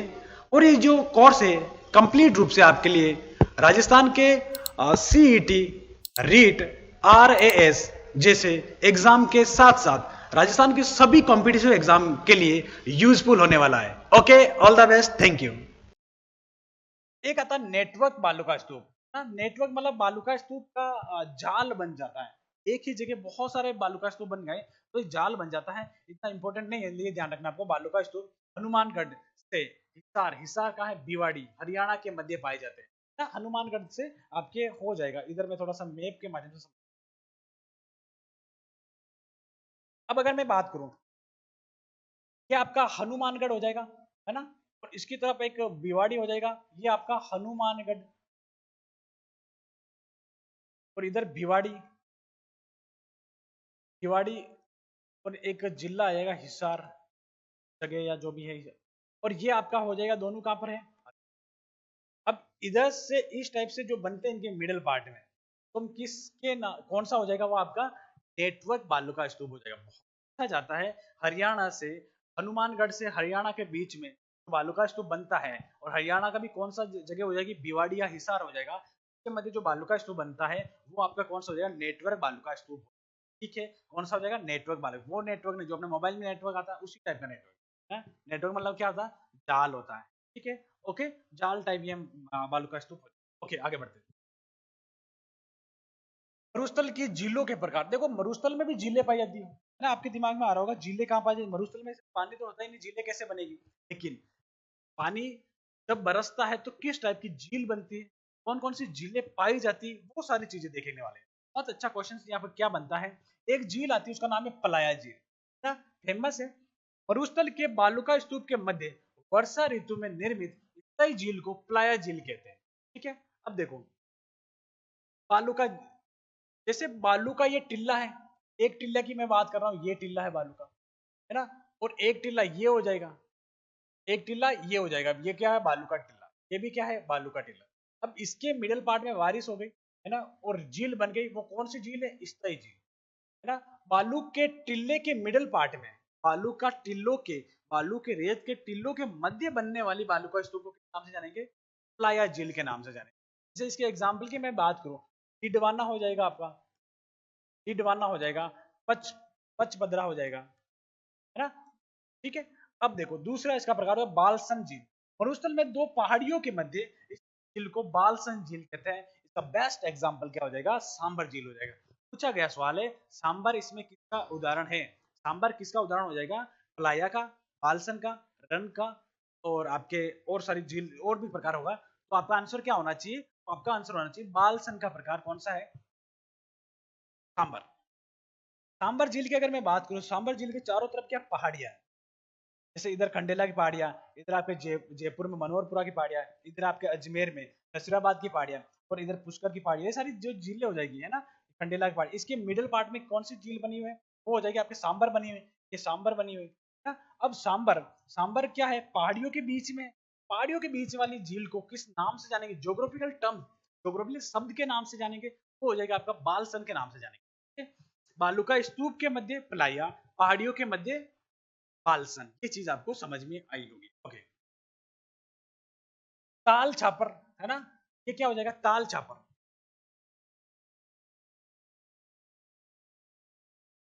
इसका एग्जांपल एक और हो जाएगा, ताल छापर झील हो जाएगी है ना। वर्षा में मरुस्थल में वर्षा ऋतु में निर्मित तेज तेज झील को टोड रन की, ताल छापर नहीं होगा, ताल छापर एक अलग प्रकार के बात बाद में, ताल छापर नहीं है। वर्षा में जो बनी हुई है ना, इस ताल छापर को इग्नोर करो, यहाँ पर आप समझो, मरुस्थल में वर्षा ऋतु में निर्मित तेज तेज झील को टोड झील बोलेंगे है ना। ये कौन सी हो जाएगी? आपके टोड झील हो जाएगी ना। टोड झील क्या है ना, झील का प्रकार चल रहा है तीसरा, ये ताल छापर यहाँ पर प्रिंट हो गया, मिस टाइप हो गया। मरुस्थल में वर्षा ऋतु में निर्मित अस्थायी झील को है ना, वर्षा ऋतु में स्थायी झील हो गई, वो अलग हो जाएगी ना। मरुस्थल में वो कौन सी हो जाएगी? प्लाया झील हो जाएगी। और एक स्थायी झील, जैसे बरसात हुई, झील बन गई, लेकिन एक दो महीने बाद वापस सूख जाएगी, उसको हम किस नाम से जानेंगे? टॉड झील के नाम से जानेंगे। जैसे बालू का स्तूप और बालू का स्तूप, देखो कंफ्यूज कहाँ क्रिएट होगा। मरुस्थल में बालू का स्तूप के मध्य बनने वाली झील को किस नाम से जानेंगे? अगर स्थायी झील है तो आपका कौन सा हो जाएगा? प्लाया, और अस्थायी झील है तो टोड हो जाएगा। बस यही फर्क है, बाकी कोई फर्क नहीं। अगर मैं बात करूं, नोट क्या बोल रहा है कि सेलिना झील लवणता की मात्रा अधिक अधिक होती है। देखो, अगर इस झील में ये झील बन गई, अगर इसमें लवणता की मात्रा बढ़ जाएगी तो क्या हो जाएगी? लवणता की मात्रा बढ़ जाएगी, खारापन बढ़ जाएगा, तो इसको हम क्या क्या किस झील के नाम से जानेंगे? सेलिना झील के नाम से जानेंगे। तो ये छोटी छोटी टर्म्स है, आपसे पूछी जा सकती है ना। बालू का स्तूप के मिडिल पार्ट में झील, वर्षा हुई, झील बन गई, हम टोड के नाम से जान रहे हैं, टोड झील के नाम से। अब इसमें भी अगर लवणता या नमक नमक की मात्रा बढ़ गई तो हम किस नाम से जानेंगे? सेलिना झील के नाम से जान रहे हैं। अब चौथा जो प्रकार हो जाएगा वो हो जाएगा आपका रन हो जाएगा। तो यहाँ तक वापस समझो, आपको समझ क्या होगा। तो हमने इसमें देखा था, इसमें हमने देखा झीलों के प्रकार में, फर्स्ट वाला देखा था प्लाया झील देखा था, सेकंड हो जाएगा बालसन झील, थर्ड हो जाएगा जो ताल छापर था, इसको मैं गलत करके क्या लिखा? टोड झील, और फोर्थ आपका हो जाएगा कौन सा? रन झील हो जाएगा। यहाँ तक चीजें आपको क्लियर हुई होगी। रन झील कौन सी हो जाएगी? टोड झील के सूखने पर निर्मित दलदली भूमि तो हम क्या किस नाम से जानेंगे? रन झील के नाम से जानेंगे। या उस एरिया को किस नाम से जानेंगे? रन के नाम से जानेंगे। सर्वाधिक रन कहाँ पर है? जैसलमेर में। क्यों? क्यों वहीं पर सूखेगा। सर्वाधिक अगर झील बनेगी तो सूखेगा कहाँ पर? जैसलमेर में सूखेगा ना। कॉमन सेंस वाली बात है। अगर जैसलमेर में सूख रहा है झील बनने के बाद, तो वो उसी को हम क्या बोलेंगे? रन बोलेंगे। अब रन आपको एक चीज समझ में आएगी, तो कच्छ का रन, कच्छ का रन, रन को अब रन भी लिख सकते हैं या रन भी कर सकते हैं, दोनों चीज एक ही होगी। अब रन का मीन्स क्या होगा कि सर मैं तो एक एक वर्ड में बता दो, स्टोरी हमें क्या पता याद रहे नहीं, तो आपको ध्यान ये रखना कि दलदली बाग को, दलदली बाग को किस नाम से जानेंगे? रन के नाम से जानेंगे। लेकिन उसमें क्या होनी चाहिए? लवणता होनी चाहिए। दलदल तो आपके आस, जैसे घर के बाहर निकलोगे आप, सर ये तो कीचड़ी कीचड़ है, बारिश का मौसम चल रहा है ना, और कीचड़ आ गई, सर ये क्या कच्छ का रन है? ये रन है क्या? ऐसा नहीं होगा भाई। रेगिस्तान में होना चाहिए, और रेगिस्तान के अलावा भी उसमें क्या होना चाहिए? लवणता होनी चाहिए, और वो बारिश के पानी से भरने के बाद सूखना चाहिए। सूखते वक्त जो दलदली होगा वो आपका क्या होगा? रन होगा। ये नहीं कि आपके घर के बाहर निकले, सर ये तो रन आ गया, रन नहीं, उसको रन नहीं बोलेंगे, इसको रन बोलेंगे। ओके, जैसे देखो एग्जांपल दिए, उदाहरण दिए गए, रन कौन कौन से आपको, एक आपको बाप रन जोधपुर में है ना, जोधपुर पहले जोधपुर में था, अभी इसका नया जिला बन गया, ध्यान रखना, फलोदी पूछा जाएगा। बाप, बाप रन जोधपुर में है ना, बाप रन कहां पर है? जोधपुर में। लेकिन अब इसको याद नहीं करना, नए के हिसाब से फलोदी याद करना। ठीक है, फलोदी जोधपुर से अलग हुआ। होब रन पहले किसमें था? बाड़मेर में। अब कौन सा याद करना? बालोतरा याद। देखो मैंने कुछ चीजें दोनों लिखी जिससे आपको कनेक्ट कर पाए। डायरेक्ट बाप रन आपके फलोदी चलेगा थोड़ा है ना, हमें जोधपुर या जोधपुर में था पहले, अभी फलोदी में था, लेकिन जोधपुर में तो अलग हो गया फलोदी, तो अब किस में आ गया? फलोदी में आ गया है ना। ओके, समझ में रहा मैं इस चीज को। ठोबरन का बाड़मेर में था, लेकिन अब किस में आ गया? बालोतरा में आ गया। ओके, ताल छापर है ना, ताल छापर है ये क्या हो जाएगा आपका, ताल छापर हो जाएगा। ताल छापर आप अच्छी तरह से जानते हो। ताल छापर अभ्यारण्य भी है, के लिए फेमस है, काले हिरणों के लिए फेमस है। ताल छापर कहाँ हो जाएगा, ताल छापर रन भी हो जाएगा, ध्यान रखना। ताल छापर रन हो जाएगा और ताल छापर क्या हो जाएगा, अभ्यारण्य हो जाएगा। अभ्यारण्य हो जाएगा तो एक चीज और लिख ही लो, देख ही लो, काले हिरणों के लिए फेमस है ना। काले हिरण के लिए कौन सा एरिया फेमस है, तो वो हो जाएगा सर कृष्ण मृग या ताल छापर। कृष्ण मृग या काले हिरण के लिए Tal Chhapar famous. Okay. पटिहारी run हो जाएगा आपका चूरू में। डेगाना कहाँ पर है, डेगाना नागौर में हो जाएगा। ये भी ध्यान रखना है कि कौन सा रन कहाँ पर है, इसमें से अगर एक रन याद करना है तो आप रन याद करके जाए, फलोदी में पहले जोधपुर में था। आपसे यहाँ तक क्वेश्चन। कुछ शब्दावली देखते हैं हम, जैसे ज्योग्राफिकल शब्दावली देखते हैं जो मरुस्थल में पाई जाती है। एक आता है दरियन, है ना। बर्मणशील बालुका स्तूप को दरियन के नाम से जाने, बर्मणशील बालुका स्तूप को किसके नाम से जानेंगे, ये हो जाएगा आपका कौन सा, दरियन हो जाएंगे। दरियन को हम दोरे भी बोल सकते हैं, है ना। आपने सुने होंगे दोरे, है ना, जो मारवाड़ की तरफ होता है या फिर बाड़मेर वगैरह इलाके की तरफ आप हो वहां से तो दोरे बोलते हो, है ना। उर्मिका या रिपिल, उर्मिका सागरीय तरंगों या लहरदार, सागरीय तरंगों की तरह होते हैं या लहरदार होते हैं, जैसा ये दिखाया हुआ। जो लहरदार होंगे उसको हम क्या बोलेंगे, लहरदार जो बालू का स्तूप है उसको हम उर्मिका ही बोलते हैं। उर्मिका वैसे आपका सागरीय तरंगों से लिया गया है। सागर के तट पर आपने देखा हो जो रेत जम जाती है वो लहर नुमा दिखाई देती है, तो हम उर्मिका ही बोलेंगे या रिपिल बोलेंगे। ये रिपिल भी ध्यान रखना, ये भी आपसे पूछा जा सकता है कि रिपिल प्रकार का बालू का स्तूप या बालू का स्तूप का वे प्रकार जहाँ रिपिल बने होते हैं या फिर आपका उर्मिका बनी होती है, तो हम नाम से जानेंगे, उर्मिका बालू का स्तूप के नाम से जानेंगे। कारवा या घासी, कारवा या घासी क्या है, जैसे ये बालू का टिल्ला है, ये भी बालू का टिल्ला है और ये भी बालू का टिल्ला है। इस दिशा से इस एरिया में जाना तो कहां से जाएंगे, इस रास्ते से जाएंगे। तो बालू का स्तूप के मध्य जो रास्ता है, जो क्या है, रास्ता है, तो हम किस नाम से जानेंगे, कारवा या घासी के नाम से। ओके सर, कारवा क्यों दिया, क्योंकि आपको पता है रेगिस्तान में जो भेड़ बकरियां एक जगह से दूसरी जगह प्लायन करते हैं, भेड़ बकरियां चराने वाले प्लायन करते हैं, तो कौन से रास्ते से जाएंगे, मिडिल पार्ट से जाएंगे ना, इजी गोइंग चले जाएंगे, तो इसको हम क्या बोलेंगे, रास्ता, जो रास्ता हो जाएगा उसको क्या बोलेंगे, कारवा बोलेंगे। कारवा या आपका हो जाएगा घासी। घासी सारा के मरुस्थल से उठाया गया एक वर्ड हो जाएगा। नकलीस्थान या मरुस्थल उद्यान या ओसिस क्या है, मरुस्थल में वे एरिया जहां पर जल पट्टी पाई जाती है। किस तरह आपने पिछले लेक्चर में पढ़ा है, जल पट्टी तो एक जगह पाई जाती है, कौन सी जगह, लाठी सीरीज में। लाठी सीरीज में, है ना, लाठी सीरीज में क्या होता है, जल पट्टी पाई जाती है उस एरिया में। जल पट्टी पाई जाती है तो जल होने की वजह से उस ऊपर वाले एरिया में क्या हो जाता है, हरी हरी घास उग जाती है।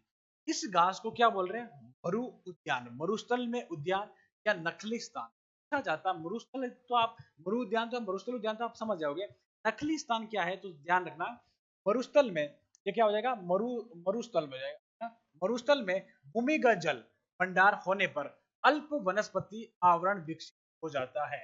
अल्प वनस्पति आवरण, जैसे अगर मैं बात करूं, ये एरिया है, हाँ इधर देखो, ये एरिया है तो यहाँ पर छोटी छोटी हरी हरी घास उग जाती है, घास उग जाती है। इस एरिया को हम किस नाम से जानेंगे, मरुस्थान या नकलिस्तान के नाम से जानेंगे। ठीक है, उदाहरण क्या है, बेस्ट एग्जांपल इसका जो हो वो लाठी सीरीज हो जाएगा, जो हमने अच्छे से समझ के आ चुके हैं।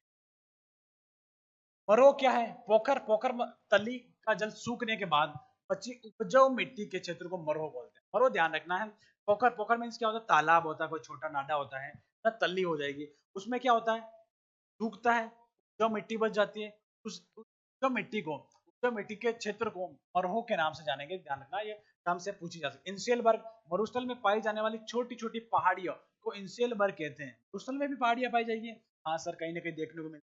हम मरुस्थल में गए थे जैसलमेर घूमने, वैसे सर पहाड़ियां भी दिखी थी। सर हम तो घूमने गए थे दोस्तों के साथ ना, फैमिली के साथ। पहाड़ी रेगिस्तान तो था ही था, लेकिन सर उसमें आप पहाड़ियां भी था। जो पहाड़ी आपको दिखाई दी छोटी छोटी पहाड़ियां, वो क्या है, स्टेलबर्ग हो जाएगा। वो क्या हो जाएगा, स्टेलबर्ग हो जाएगा। ठीक है? कि लेकिन सर इर्ग क्या है, कि लेकिन सर हम घूमने तो गए, पहाड़ियों के आगे जैसलमेर में जाने के बाद ऐसा लगा ये तो पूरा रेतीला ही इलाका है, चारों तरफ रेत ही रेत है, एक भी हमें वनस्पति नहीं दिखाई दे रही, बहुत दूर दिखाई दे रही है, कोई भी टिल्ला, कोई भी पहाड़ी इलाका नहीं दिखाई दे रहा है। तो वो कौन सा हो जाएगा, रेतीला मरुस्थल जो है बहुत वाइड लेवल पर फैला हुआ, बहुत विस्तृत फैला हुआ, उसको हम किस नाम से जानेंगे, इर्ग के नाम से जानेंगे। बजादा, मरुस्थल में स्थित पहाड़ी के नीचे वाला भाग, है ना। देखो छोटी छोटी पहाड़ियां देखी सर, इनशेल वर्ग, लेकिन पहाड़ी अगर बन गई कहीं ना कहीं पहाड़ी होगी। जैसे ये मरुस्थल है, तो ये छोटी सी पहाड़ी होगी, और इसके जो मिडल नीचे वाला पार्ट हो जाएगा, इसको हम किस नाम से जानेंगे? मरुस्थल में पहाड़ी के नीचे वाले भाग को, पहाड़ी के नीचे का मतलब उसका बेस नहीं, उसका ये साइड वाला इलाका है, जहां से उतरते वक्त जो बॉटम है, जहाँ पर्वत पहाड़ी पदिये पदिये बोल सकते हैं, पहाड़ी पदिये या पर्वत पदिये क्षेत्रों को हम किस नाम से जानेंगे? बजादा के नाम से जानेंगे। तीवड़ा, तीवड़ा कुछ नहीं है, पीवड़ा है। क्या है? पीवड़ा। पीवड़ा क्या होता है समझना। पीवड़ा रेगिस्तान में पाई जाने वाली एक सर्प की प्रजाति है, जो सर्प की एक प्रजाति है जो कहाँ पाई जाएगी? जैसलमेर में पाई जाएगी। ध्यान रखना, पीवड़ा एक सर्प की प्रजाति है, सांप की जाति है, प्रजाति। ये क्या करती है? रेगिस्तान या मरुस्थल में जो बंदा सो जाता है, ये सांप आता है और उस सोए हुए बंदे के मुख पर सांस से जेर देता है। जैसे हम सांस लेते हैं, सांस से जेर छोड़ता है, और इससे क्या होता है? वह सोने वाला व्यक्ति या आदमी वो मर जाता है या मूर्छित हो जाता है। तो ये क्या है? एक प्रकार की पीवड़ा प्रजाति का सांप है, जो कहाँ मिलेगा हमें? जैसलमेर के मरुस्थल के जैसलमेर वाले जिले में या इलाका में मिलता है। अब यहाँ तक अपना क्या हो गया? पश्चिमी मरुस्थल का हमने देखा था। पश्चिमी मरुस्थल का दूसरा उपभाग हो जाएगा ये। पहला उपभाग हमने क्या देखा था? जहां पर शुष्कतम मरुस्थल, शुष्कतम मरुस्थल था। शुष्कतम के हम दो भाग देख रहे थे। कौन सा? एक तो बालुका स्तूप युक्त प्रदेश, बालुका स्तूप मुक्त प्रदेश। इनको हमने डिटेल से समझा। अब दूसरा क्या हो जाएगा? अर्ध शुष्क पश्चिमी मरुस्थल। कौन सा हो जाएगा? अर्ध शुष्क पश्चिमी मरुस्थल हो जाएगा। समझो क्या, हम आपको समझ लो, समझ में आया। हम पढ़ रहे थे अभी तक कि बालुका स्तूप पश्चिमी मरुस्थलीय प्रदेश। अभी हम तक क्या पढ़ रहे थे? पश्चिमी मरुस्थलीय प्रदेश। तो सर पश्चिमी मरुस्थलीय प्रदेश के दो भाग किए, ओके, भाग कर दिए। तो एक भाग क्या था? अर्ध सॉरी शुष्क। कौन सा था? शुष्क मरुस्थल। इसके भी दो भाग क्या थे? बालुका स्तूप युक्त प्रदेश, बालुका स्तूप मुक्त प्रदेश। ओके, अब जो आ गए थे सेकेंड नंबर पार्ट पर, क्या आ गया था? अर्ध शुष्क पश्चिमी मरुस्थलीय प्रदेश, अर्ध शुष्क मरुस्थलीय प्रदेश। इसके वापस कितने भाग किए? चार भाग कर दिए। कौन कौन से? एक हो जाएगा पहला नंबर गग्गर बेसिन, जहां पर गग्गर नदी बहती है। दूसरा हो जाएगा आपका शेखावटी प्रदेश, जहां पर शेखावटी इलाका है, चूरू, झुंझुनू, नागौर। नागौर नहीं आएगा, अनिम का थाना। थर्ड नंबर पे आ जाएगा नागौर उच्च भूमि, नागौर की जहां पर उच्च भूमि है वो हो जाएगा। और फोर्थ पॉइंट आ जाएगा लूणी बेसिन, या इसका एक नाम और आता है गोडवार क्षेत्र। ठीक है, अब इनको वापस हम डिटेल से पढ़ने वाले, समझने वाले हैं, बहुत अच्छी तरीके से समझेंगे। ओके, आगे। अब इसका डिवाइडेशन हमें पहले ही करके आ चुके थे। 25 से 50 सेंटीमीटर जो वर्षा है वो कौन से एरिया को बांटती है? अर्ध शुष्क एरिया को बांटती है। अगर शुष्क एरिया से पूछा जाए तो 0 से 50 हो जाएगी। ओके, अगर गग्गर का मैदान, देखो गग्गर का मैदान कहाँ मिलेगा हमें? विस्तार गंगानगर, हनुमानगढ़ और अनूपगढ़, इस एरिया में क्या है? गग्गर का मैदान है। नदी कौन सी? गग्गर नदी है सर, सरस्वती है, चौतांग नदी है, सतलज नदी। इस एरिया में आपका, ये आपकी जो नदियां है ये बहती है। ओके, वर्तमान में राज्य में सर्वाधिक सिंचाई वाला क्षेत्र कौन सा है? गग्गर का मैदान है। क्यों है? यहाँ पर इंदिरा गांधी नहर परियोजना चलती है, यहाँ पर गंगा नहर है, और इस वाले एरिया में सर्वाधिक सिंचाई होती है। जैसे आप समझ भी सकते हो, हनुमानगढ़ गंगानगर में बहुत ज्यादा सिंचाई होती है, तभी वहां जाकर क्या होता है? गेहूं का अधिक उत्पादन होता है। देखो जैसे देख सकते हैं, गंगा नहर और आईजीएनपी मतलब इंदिरा गांधी नहरों द्वारा होती है सिंचाई। गग्गर नदी को मृत नदी भी कहेंगे, है ना। किस नाम से जानेंगे? गग्गर नदी को मृत नदी बोलते हैं, डेड रिवर बोलते हैं। ओके, एक शब्द आता है इसी का पार्ट, इसी में अगर बात करें तो योध्य क्षेत्र क्या हो जाएगा आपका? कौन सा? योध्य क्षेत्र हो जाएगा। इसको समझो,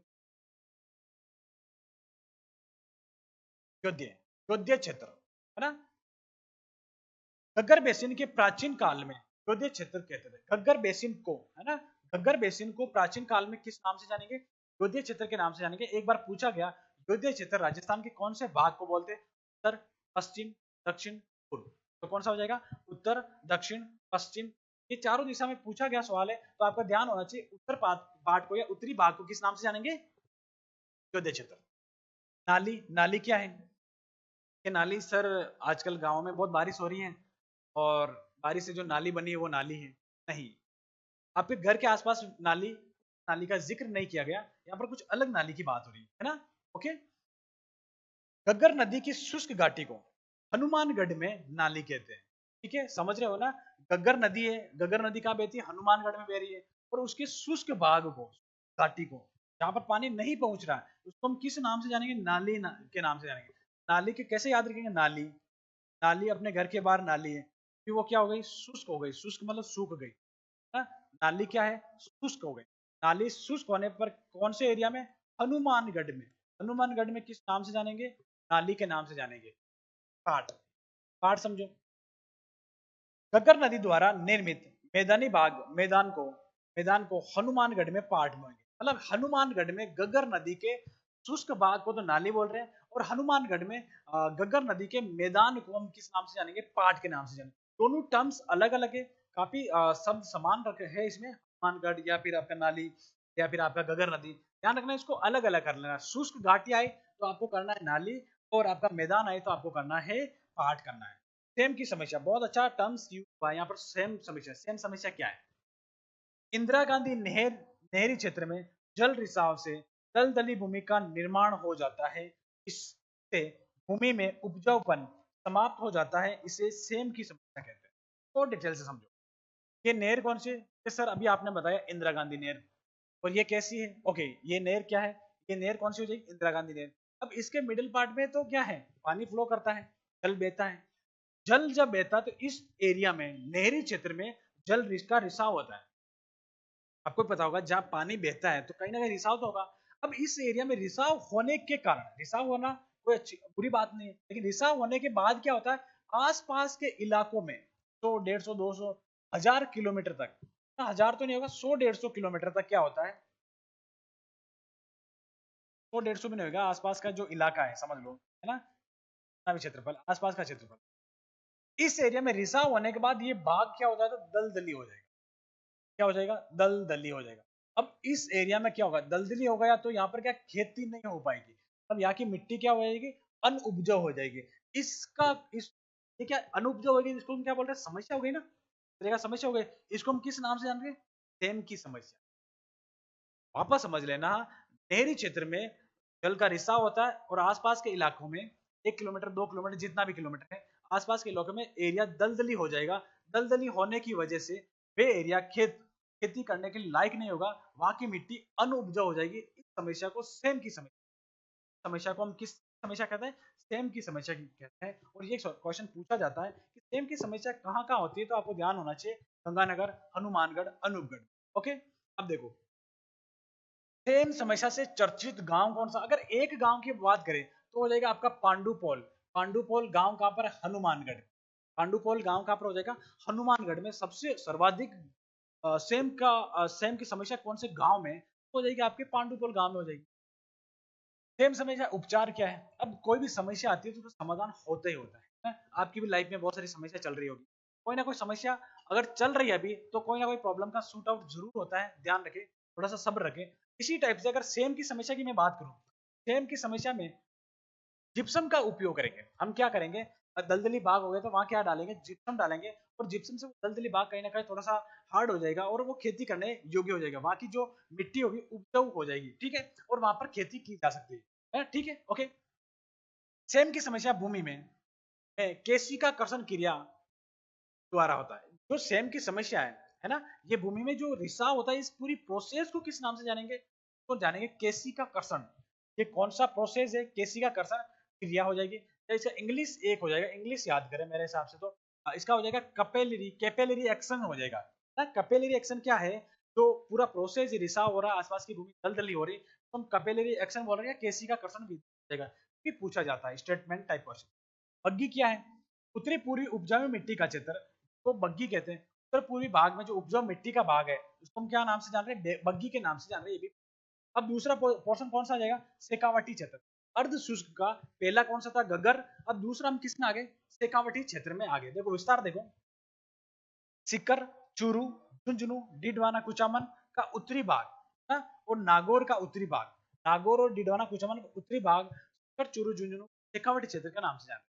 शेखावटी क्षेत्र आपको पता है, सिक्कर, चूरू, दो चीज और याद रखें, तो आपको नागौर का भाग और डिडवाना का भाग याद रखें, भाग याद रखें। ये किसमें आएगा, शेखावटी क्षेत्र में। स्थिति उत्तर में घग्गर बेसिन तथा दक्षिण में नागौर बेसिन के मध्य स्थित है ना। इसको आप वापस देखो, यहाँ पर दोस्तों अगर आप इसी तरीके से कंप्लीट जीएस पढ़ना चाहते हैं, बहुत ही सिंपल तरीके से पढ़ना चाहते हैं, इमेजिनेशन के थ्रू पढ़ना चाहते हैं, तो 100 घंटे के अंदर जीएस का मैंने आप सभी के लिए एक ऐसा कोर्स डिज़ाइन कर रखा है जो आपको जीएस को लेकर कंप्लीट सॉल्यूशन प्रोवाइड करता है। देखिए, आप सभी को पता ही है कि जीएस एक ऐसा सब्जेक्ट है जिसमें मल्टीपल सब्जेक्ट हमको कवर करना होते हैं। Physics, chemistry, bio, economics, multiple subjects होते हैं, लगभग 7-8 सब्जेक्ट्स होते हैं। तो इनको कवर करना वाकई में बहुत डिफिकल्ट काम होता है।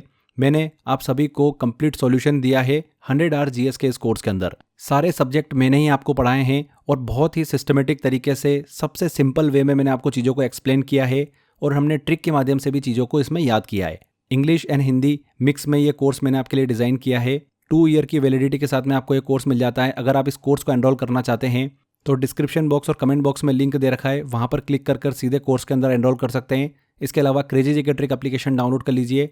वहाँ पर फाउंडेशन कोर्स के अंदर कोर्स बाय एक्सेसर में आपको 100 आवर जीएस का ऑप्शन मिल जाएगा। कोर्स को लेकर अगर कुछ भी क्वेरी है आपकी तो स्क्रीन पर दिए गए नंबर पर आप कॉल कर सकते हैं। बेझिझक कॉल करके इन्फॉर्मेशन ले सकते हैं। चलिए वापस आते हैं हमारे लेक्चर पर।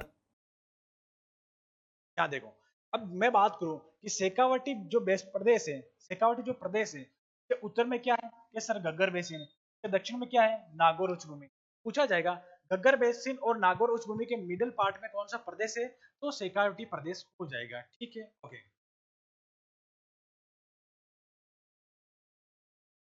कहाँ थे अपन? यहाँ थे, ओके। नदियां कौन सी? कांतली, मेंथा, रूपनगढ़, खारी, खंडेला। ये सारी नदियां कहां पर बहती है? शेखावटी क्षेत्र में बहती है। नोट क्या बोल रहा है? ये एक अंत्य प्रवाही क्षेत्र है। ध्यान रखना, शेखावटी क्षेत्र को अंत्य प्रवाही क्षेत्र भी कहते हैं। शेखावटी क्षेत्र को किस नाम से जानेंगे? अंत्य प्रवाही क्षेत्र जाएंगे। अंत्य प्रवाही क्षेत्र मतलब क्या हो जाएगा? यहाँ पर नदियां बहते बहते विलुप्त हो जाती है। ठीक है, चूने की परत का होना। ठीक है, यहाँ पर क्या कौन सी परत पाई जाती है? परत कौन सी परत पाई जाएगी? चूने की परत पाई जाती है। विलुप्त नहीं होती, समझो विलुप्त कैसे होती है। जैसे ये एरिया है, इस एरिया में नीचे क्या चूने की परत है और ये क्या सरफेस एरिया है, तो यहाँ से पानी जाकर इस एरिया में बहने लग जाएगा। तो ये नदी कहाँ बहेगी? अंत्य प्रवाही क्षेत्र हो जाएगी कि नीचे ज्यादा पानी नहीं जा सकता, यहाँ पर चूने की परत पाई जाती है।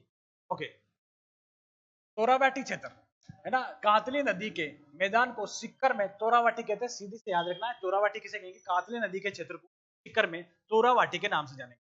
बांगड़, कांतली कौन सा हो जाएगा? कांतली नदी द्वारा निर्मित पुरातन जलोढ़ मैदान को हम किस नाम से जानेंगे? बांगड़ के नाम से जानेंगे। जोहड़, शेखावटी क्षेत्र में पाए जाने वाले कच्चे कुएं को जोहड़ कहते हैं। ये समझो, शेखावटी क्षेत्र में जो कच्चे कुएं हैं, जो कच्चा कुआ है, उसको हम किस नाम से जानेंगे? जोहड़ के नाम से जानेंगे। जोहड़ कहाँ के फेमस है? तो आपको हो जाएंगे शेखावटी के फेमस है। नोट क्या बोल रहा है कि राजेंद्र सिंह कहाँ के? अलवर के। सिक्कर में देखो है कहाँ के? अलवर के। सिक्कर में जोड़ संरक्षण कार्यक्रम चलाया। पूछा जाएगा जोहड़ संरक्षण कार्यक्रम किसने चलाया? राजेंद्र सिंह ने चलाया। ये कहाँ के? अलवर के। कहाँ चलाया? कर्मा चलाया। राजेंद्र सिंह को भारत का वाटरमैन बोलते हैं। ध्यान रखना, राजेंद्र सिंह को भारत का वाटरमैन बोलते हैं। ये पूछा जा सकता है। नाडा क्या होता है? शेखावटी क्षेत्र में पाए जाने वाले पक्के कुएं को। यहाँ पर क्या हो रहा है? कच्चे कुएं कौन से? जोड़। और पक्के कुएं क्या है? जब अगर उसे पक्का कर दिया जाएगा क्या हो जाएगा? नाडा हो जाएगा। शेखावटी क्षेत्र में पाए जाने वाले पक्के कुएं को नाडा के नाम से जानते हैं। सर या सरोवर, शेखावटी क्षेत्र में पाए जाने वाले छोटे कुएं को सर या सरोवर बोलेंगे। क्या हो जाएगा? सर या सरोवर। कुएं नहीं होगा, ये कुएं नहीं होगा। छोटा जो तालाब है, कुआं नहीं होगा, यहाँ पर क्या हो जाएगा? तालाब हो जाएगा। जो शेखावटी क्षेत्र में छोटा तालाब पाया जाएगा, छोटा तालाब, उसको सर या सरोवर बोलते हैं। कुएं को आप थोड़ा डिस्कस कर लेना, करेक्शन कर लेना। जैसे आपने सुना होगा सालासर, मानासर, सर, बालासर। कौन सा हो जाएगा? बालासर हो जाएगा, सालासर हो जाएगा, कानासर हो जाएगा, है ना। ये सारे जो सर लग रहे हैं पीछे, ये क्या? छोटे कुएं के पास स्थित है। ये बहुत फेमस है सालासर, है ना। सालासर आप समझ सकते हो। सालासर। थली, थली क्या है? बीकानेर, चूरू, हनुमानगढ़ का सीमावर्ती भाग, है ना। इन तीनों जिलों के जो बाउंड्री है उसको हम किस नाम से जानेंगे? थली के नाम से जानेंगे। ओके। टोबी, टोबी क्या हो जाएगी? जोड़, जोड़ जो हम पढ़ के आए अभी, कच्चा कुआ, है ना, के बीच का सबसे गहरा भाग क्या हो जाएगा? चोबी हो जाएगा। एक होता है बीड। बीड देखो, शेखावटी में पाए जाने वाला चारागाह, है ना, जो घास का मैदान। चारागाह मतलब घास का मैदान। शेखावटी क्षेत्र में जो घास का मैदान है, तो स्थानीय लोकल लैंग्वेज में किस नाम से जानेंगे? के नाम से जानेंगे। एक और समझो, बीड आ गया तो इधर एक शब्द समझना, बीहड़। बीड़ और बीहड़ ध्यान रखना। बीहड़ क्या है? चंबल जो नदी है, चंबल जो नदी है, चंबल नदी, ना, चंबल नदी भूमि, चंबल नदी उत्पात भूमि बनाती है। क्या बनाती है? खात भूमि। यानी चंबल क्षेत्र में कोटा, बूंदी, बारा, झालावाड़ उस तरफ पर जो भूमि चंबल नदी बहती है तो यहाँ पर घेरी घेरी घाटियां बना देती है, उबड़ खाबड़ भूमि बना देती है। तुम किस नाम से जानेंगे? तिहड़ के नाम से जानेंगे। तिहड़ शब्द आते हैं आपका, चंबल रिवर आपके दिमाग में आनी चाहिए, और बीड आती है आपके दिमाग में आना चाहिए। शेखावटी क्षेत्र में जो घास के मैदान है उसको बीड के नाम से जानेंगे। एक आता नागौर उच्च भूमि, है ना, इसकी तक ऊंचाई ध्यान रखना, औसत ऊंचाई। ये पूछा गया सवाल है कि औसत ऊंचाई कितनी है? 300 500 मीटर हो जाएगी। तार कहाँ है? नागौर डिडवाना कुचामन की ऊंची हुई पहाड़ियां, है ना। नागौर, पहले नागौर आता था, अभी डिडवाना और कुचामन इसी से अलग हुआ। ऊंची ऊंची जो भाग है वो हो जाएगा आपका नागौर उच्च भूमि। नागौर जिले की अवशिष्ट पहाड़ियों को 3 श्रेणियों में बांटा गया। कितनी श्रेणियों में? 3 श्रेणियों। मकराना श्रेणी, आपको पता है मकराना बहुत फेमस है। किसके लिए फेमस है? व्हाइट मार्बल के लिए फेमस है, संगमरमर के लिए फेमस है, सफेद मार्बल के लिए प्रसिद्ध क्षेत्र हो जाएगा मकराना। इसमें एक श्रेणी आएगी मांगरोल, ये किसके लिए फेमस है? जिप्सम के लिए, है ना। सेम की समस्या के लिए किसका उपयोग करते हैं? जिप्सम का उपयोग करते हैं। अब सेम की समस्या के लिए किसका उपयोग कर रहे हैं? जिप्सम का उपयोग कर रहे हैं। ये जिप्सम कहाँ मिलेगा हम सबसे ज्यादा? मांगरोल श्रेणी। जायल श्रेणी फ्लोराइड के लिए फेमस है ना? फ्लोराइड युक्त भूमि के लिए फेमस है। जायल काम हो जाएगा, नागौर में हो जाएगा, नागौर की पढ़ रहे हैं। सर्वाधिक फ्लोराइड युक्त जिला कौन सा है? नागौर हो जाएगा। ध्यान रखना, सबसे अधिक अगर फ्लोराइड की मात्रा किसी जिले में, वो हो जाएगा आपका नागौर जिला हो जाएगा। फ्लोराइड, सर्वाधिक फ्लोराइड युक्त गांव कौन सा हो जाएगा? ऐसा कौन सा गांव? आसरवा गांव। ये कहाँ है? नागौर में। आसरवा गांव में क्या है? सबसे अधिक फ्लोराइड की मात्रा है। और सबसे अधिक फ्लोराइड का जिला कौन सा? नागौर। गांव कौन सा हो जाएगा आपका? आसरवा गांव हो जाएगा। नागौर उच्च भूमि में गहराई में कौन सी चट्टानें पाई जाएगी? माइकोनिस्ट चट्टानें, नमकीन चट्टानें पाई जाएगी। ध्यान रखना, ये सब याद कर लेना है। माइकोनिस्ट चट्टानें कहाँ मिलेगी, है ना। माइकोनिस्ट चट्टानें कहाँ मिलेगी? सीधा याद रखो, नागौर में। कहाँ मिलेगी हमें? नागौर में मिलेगी। आजकल ये चट्टानों से बहुत ज्यादा क्वेश्चन पूछे जा रहे हैं। ओके। जायल श्रेणी में सौर ऊर्जा संचालित फ्लोराइड फ्लोराइड युक्त पेयजल परियोजना, है ना। फ्लोराइड की बात हो रही तो कौन सी श्रेणी? जायल श्रेणी में। और इसी एरिया में अगर नागौर उच्च भूमि में बात करें, इसी एरिया में हरे कबूतर पाए जाएंगे। हरे कबूतर एक गांव, उसका नाम है थावला गांव। गांव कौन सा? थावला। ये किसके पास है? पुष्कर के पास। मतलब हरे कबूतर राजस्थान के कौन गांव में पाए जाते हैं? तो थावला गांव है, ये पुष्कर से आगे की ओर पड़ता है और पुष्कर में स्थित है। पुष्कर कहाँ है? अगर बात करें तो अजमेर में हो जाएगा। पुष्कर कहाँ हो जाएगा? अजमेर में हो जाएगा। और पुष्कर के आगे कौन सा गांव है? थावला गांव। देखो, इसके अलावा राजस्थान में और भी हरे कबूतर पाए जाते हैं। अगर मैं बात करूं, सरिस्का है, सरिस्का जो राष्ट्रीय अभ्यारण्य है वो कहाँ पर? अलवर है। उसमें भी आपको क्या मिल रहा है? हरे कबूतर। ओके। एक हो जाएगा आपका तिलोरा गांव हो जाएगा अजमेर में, और थावला गांव नागौर आ ही गया, जैसे हमने अभी जिक्र किया। एक सबसे इंपॉर्टेंट इसमें अगर मैं बात करूं तो हो जाएगा कुब्बड़ पट्टी। कुब्बड़ पट्टी क्या है? कुब्बड़ पट्टी, ध्यान रखना, नागौर से अजमेर के मध्य स्थित है। कुब्बड़ पट्टी कहां से कहां तक है? नागौर से। भूमिगत जल में फ्लोराइड युक्त से फ्लोरोसिस रोग होना, कुब्बड़ पट्टी, हाँ, ये कहाँ है? नागौर में एक ऐसा क्षेत्र है, नागौर से अजमेर के मध्य एक ऐसा बेल्ट है, वहां पर क्या फ्लोराइड की मात्रा बहुत अधिक है। तो वहां पर रहने वाले लोग क्या होते हैं? उस जल को पीते हैं, फ्लोराइड युक्त होता है, उससे रोग कौन सा हो जाएगा? फ्लोरोसिस रोग हो जाएगा। और उससे उनकी जो पीठ होती है झुक जाती है और उनके कूब निकल जाती है। उस एरिया को हम उस पट्टी को किस नाम से जान? कुब्बड़ पट्टी के नाम से जान रहे हैं। देखो, जिसके कारण दांत पीले होना, पीठ का झुक जाना, जिससे व्यक्ति की कुब्बड़ निकल जाती है। कूब अगर निकल जाएगी तो उस बेल्ट को किस नाम से जानेंगे? कुब्बड़ बेल्ट के नाम से जानेंगे। और ये पूछा कहा जाता है आपसे, कहाँ स्थित है? नागौर से अजमेर के मध्य हो। ओके। अन्य नाम ध्यान रखो, ये पूछा, कुब्बड़ पट्टी हो जाएगी, बांका, बांका पट्टी हो जाएगी, है ना। ऐसे बोलते हैं ना, बांका हो गया, बांका मतलब टेढ़ा हो गया। ठीक है, तो ये कौन सा एरिया आपके? नागौर से अजमेर के मध्य हो जाएगा। हाच बेल्ट भी बोलते हैं, ये भी पूछा जा सकता है। अंग्रेजी ध्यान रखे, हाच बेल्ट। सर्वाधिक प्रभावित कौन कर रहा है? सर्वाधिक प्रभावित कर रहा है एरिया जो हो जाएगा जायल से पुष्कर के मध्य, मिडिल पार्ट में। जायल कहां पर? नागौर में हो जाएगा। पुष्कर कहां हो जाएगा? अजमेर में। नागौर और अजमेर के मध्य क्या है? कुब्बड़ पट्टी है। कुब्बड़ पट्टी को हमने अच्छे से समझा, यहाँ से क्वेश्चन पूछा जा सकता है। ओके। अब इसका चौथा जो पार्ट आ जाएगा, लूणी बेसिन आ जाएगा। इसका जो चौथा पार्ट आ जाएगा, कौन सा आएगा? लूणी बेसिन आ जाएगा। लूणी बेसिन का एक नाम और आता है गोडवाड़ प्रदेश। गोडवाड़ प्रदेश के लिए कौन सा नदी फेमस है या कौन सा एरिया फेमस है? तो लूणी बेसिन हो जाएगा। पाली, दक्षिणी पूर्वी जोधपुर ग्रामीण, बालोतरा, दक्षिणी बाड़मेर, जालोर और सांचौर, ये आपका कौन सा लूणी बेसिन है? लूणी नदी नागपाड़ के अजमेर से निकलती है ना, आपको पता है नागपाड़ से निकलती है अजमेर से। ओके, और इसमें सबसे पहले पढ़ने वाले, इसमें लूणी बेसिन में हम वो पढ़ेंगे गोडवार क्षेत्र। लूणी बेसिन को गोडवार क्षेत्र के नाम से भी जाने, जैसे हम करके आ चुके, ये आप मैप में देख सकते हो। ओके, अब देखो इसका दूसरा लूणी बेसिन की मैं बात करूं, उस एरिया की बात करूं, सांचौर बेसिन। राजस्थान का पंजाब कहते हैं, राजस्थान का पंजाब किसे बोलेंगे? सांचौर को कहेंगे। सांचौर जो अभी नया जिला बना है जालोर से अलग हुआ, उसको हम राजस्थान का पंजाब बोलेंगे। पंजाब मतलब जहाँ 5 नदियां बहती हैं, 5 नदियां बहती, 5 नदियों से निर्मित भूमि होने के कारण पीपलूद बाड़मेर, पीपलूद एक और शब्द लिखे यहाँ पर हल्देश्वर, साथ में आता है पीपलूद हल्देश्वर, कहां पर? बाड़मेर। मारवाड़ का लघु माउंट आबू, मारवाड़ का या पश्चिमी राजस्थान का लघु माउंट आबू किसे बोल रहे हैं हम? पीपलूद या हल्देश्वर। क्यों बोल रहे हैं? पश्चिमी राजस्थान को सबसे आर्द्र स्थान हो जाएगा, वेट एरिया हो जाएगा ना। पश्चिमी राजस्थान का सबसे ठंडा इलाका कौन सा हो जाएगा? तो वो हो जाएगा पीपलूद हो जाएगा। और ये पीपलूद कहां पर है? हल्देश्वर में हो जाएगा। यहाँ आप देख सकते हो इसके आसपास ये।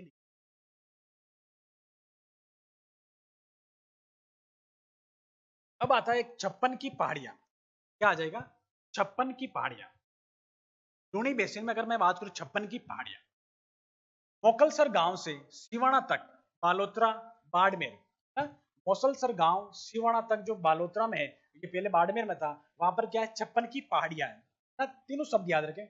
56 पहाड़ियों का समूह होने के कारण यहाँ इस एरिया में 56 छोटी छोटी पहाड़ियां है, इस नाम से जानेंगे 56 की पहाड़ियां। आकृति पूछी जा सकती है, कैसी आकृति है? गोलाकार आकृति। क्योंकि आजकल जो राजस्थान के जो बहुत सारे एग्जाम्स में जो ट्रेंड चल रहा है, वो इसी टाइप्स का ट्रेंड चल रहा है कि छोटी से छोटी चीज आपको दे रहे हैं, उस जानकारी आपको होनी चाहिए। और हम बहुत ही बारीकी और डेप्थ चीजें बता रहे हैं, जो आपको कहीं ना कहीं आपको इजी और समझ में भी आ रही हो। इन पहाड़ियों को ग्रेनाइट, रायोलाइट खनिज से, ये जो पहाड़ियां है, ये जो पहाड़ियां है, ये पहाड़ियां क्या है? ये पहाड़ियां ग्रेनाइट और रायोलाइट। ध्यान रखना, ग्रेनाइट और रायोलाइट से कौन सी पहाड़ियां हैं, या 56 की पहाड़ियों में क्या पाया जाता है? ग्रेनाइट और रायोलाइट खनिज पाया जाता है। इसे ग्रेनाइट पर्वत भी कहते हैं। तो 56 की पहाड़ियां को नोट क्या कह रहा है? ग्रेनाइट सिटी किसे कहेंगे? जालोर को कहेंगे। सर्वाधिक जो ग्रेनाइट पाया जाएगा, ग्रेनाइट सिटी कहाँ मिल रही है आपको?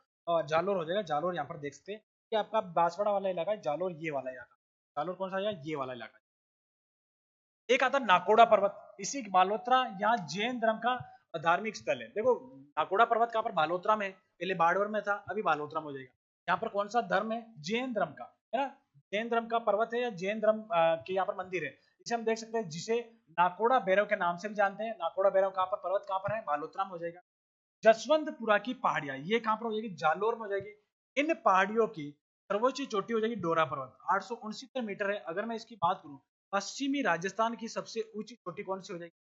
पश्चिमी राजस्थान की सबसे ऊंची चोटी, ये लिखा हुआ है, पश्चिमी राजस्थान की सर्वोच्च चोटी कौन सा? डोरा पर्वत हो जाएगा। ध्यान रखना, डोरा पर्वत कौन सी पहाड़ियों पर है? जसवंतपुरा की पहाड़ियां जालोर में। सेंदड़ा की पहाड़ियां ब्यावर में। हाँ, ये पहले आ रही थी, पाली में आ रही थी, अभी कहाँ है? ब्यावर में। ध्यान रखना, ब्यावर से बर जाने के बीच में रास्ता है, वहां पर सेंद्रा गांव है। और सेंद्रा की पहाड़ियां ये क्यों फेमस है? ये इंडिया लेवल पर फेमस है। आप समझ सकते हो कि जो आकृति है कैसी है, सरपेंटाइन पहाड़ियां है, नाम से जानेंगे, सरपेंटाइन पहाड़ियों के नाम से जानेंगे। सर्प की फण जैसी आकृति। जब आप इनको इस भाग से गुजरोगे या इनको देखोगे, तो ऐसा लगेगा कि ये पहाड़ियां सांप के फन जैसी फन करके बैठी हुई है ना। ये कौन से, इसीलिए इसका नाम क्या है? सरपेंटाइन पहाड़ियां। और ये कहां पर है? सेंदड़ा में हो जाएगी। सेंदड़ा कहां पर है? आपका ब्यावर डिस्ट्रिक्ट में हो जाएगा। और यहां तक आज हमने इस चैप्टर को किया, और हमने आज जो सीखा अर्धशुष्क प्रदेश का, और जो है बालुका स्तूप के, बालुका स्तूप मुक्त प्रदेश, युक्त प्रदेश, ये सारी चीजें हमने देखी। आशा करता हूँ यह चीजें आपको समझ में आई होगी। मिलते हैं अगले इसी लेक्चर के साथ। Okay, good bye.